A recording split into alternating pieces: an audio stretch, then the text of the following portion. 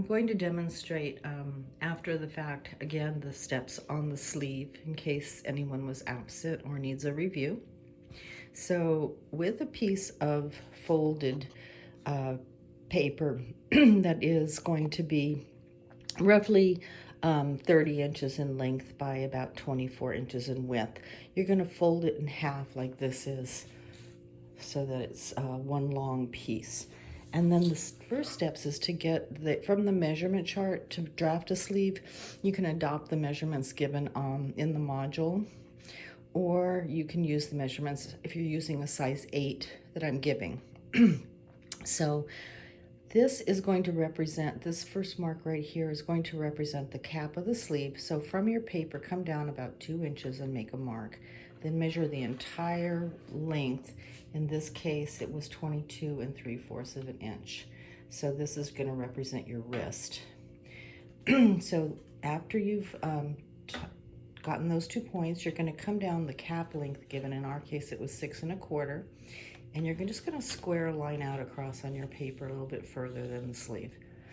The next step is to find the elbow height. So you take the wrist, you fold it in half to the bicep, and you're going to get a crease in your paper, and then from that crease go up a 1/2 inch. So it's half the width, half the fold plus 1/2, and that's measuring from the wrist to the bicep, halfway and up. Next step is to connect that bicep line and elbow line and draw a straight line down, and that will get you the angle of your underarm seam.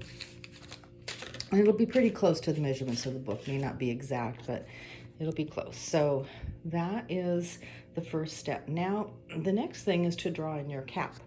The way to get that is to fold this point to the bicep and get a halfway mark. And then you'll make a note where that halfway mark is. And then at that angle squared to the line, you're going to come out 3/4 of an inch. Once you have that, you can take your French curve. Make sure the very start is squared. And then once you have it, you line up your French curve and you draw a line to that 3/4 mark. Then you're going to flip the French curve and you're going to draw a line from the shoulder, top of the shoulder, to that 3/4 mark again with another side. So you'll have to manipulate your French curve until you get, a nice shape that looks like your sleeve. All right, once you've done that, you're ready to open it up. At the elbow line, you're going to make a slash, and at the wrist line, you're going to make a slash. And you're going to open up a dart. And the dart is going to be anywhere from 1/2 to 3/4 of an inch. You'll tape that shut once you get it. Put a piece of paper underneath so that you can fill in the dart. And then these will be notches. The dart folds, the excess folds down. All right, so now, once you've got that, I would have you cut close to where the seam allowance is, but don't count on your seam allowance quite yet.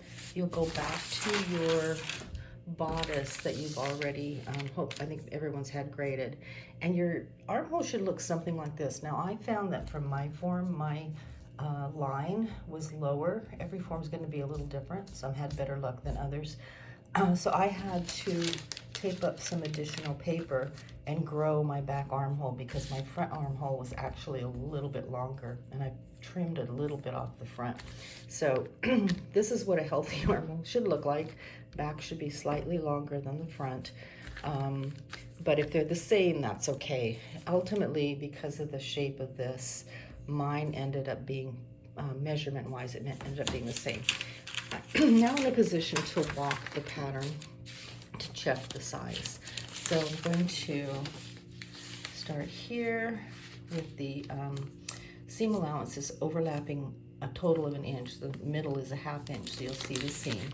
And I'm going to walk my pattern. When I start to change direction, somewhere at about 3 inches up, I'll put in my double notch. Just pencil it for now. And then that's going to walk up to my seam allowance at the shoulder. So you'll see I have a notch there where that occurs. Then I'm going to come back and do the same thing on the front. Start with a 1/2 inch, walk it. When I start the curve or 3 inches up, I'm going to notch there, continue. And even though the lines on the body aren't drawn for seam allowance, that's okay.